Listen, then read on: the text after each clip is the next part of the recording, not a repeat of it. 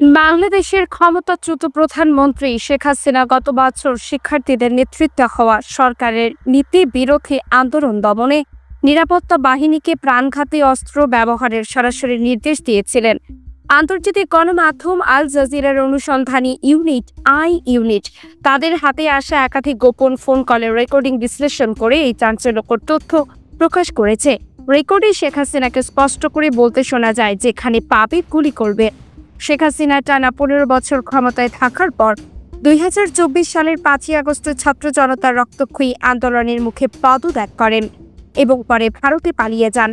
আন্তর্জাতিক অপরাধ ট্রাইব্যুনালের তথ্য অনুযায়ী সে সময়ের সহিংসতায় প্রায় 1400 মানুষ নিহত এবং 20,000-এরও বেশি মানুষ আহত হয়েছিল।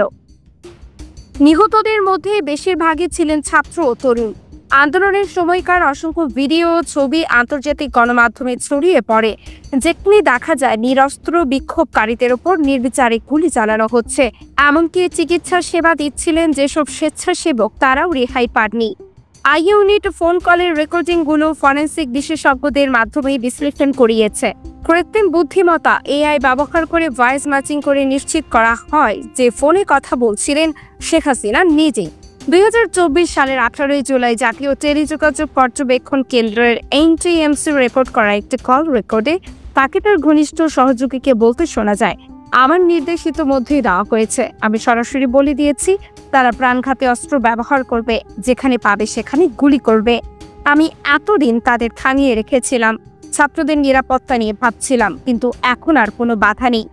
আরেকটি ফোন কলের রেকর্ডে শেখ হাসিনাকে ঢাকা দক্ষিণ সিটির সাবেক মেয়র এবং তার আত্মীয় ফজলে নূর তাপসের সঙ্গে কথা বলতে শোনা যায়, যেখানে হেলিকপ্টার ব্যবহার করে বিক্ষোভকারীদের ছত্রভঙ্গ করার আলোচনা হয়।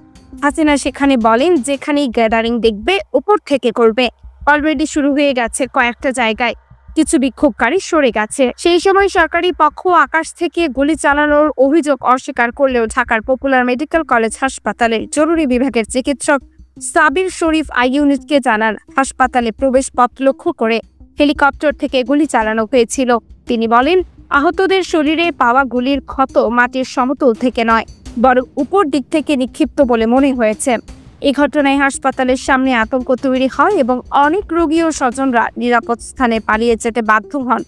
এই তথ্য ফাঁস হওয়ার পর দেশ বিদেশে ব্যাপক আলোড়ন সৃষ্টি হয়েছে। মানবাধিকার সংগঠনগুলো অবিলম্বে নিরপেক্ষ আন্তর্জাতিক তদন্তের দাবি জানিয়েছে। রাজনৈতিক বিশ্লেষকরা বলছেন, এই ফোন কলগুলো প্রমাণ করে যে আন্দোলন দমনের রাষ্ট্রযন্ত্রকে সরাসরি রাজনৈতিক স্বার্থে ব্যবহার করা হয়েছে এবং এর ফলে দেশের গণতান্ত্রিক অধিকার মারাত্মকভাবে ক্ষতিগ্রস্ত হয়েছে। আন্তর্জাতিক পর্যবেক্ষকরা এটিকে বাংলাদেশের ইতিহাসের সবচেয়ে অন্ধকার অধ্যায়গুলোর একটি হিসেবে উল্লেখ করেছেন।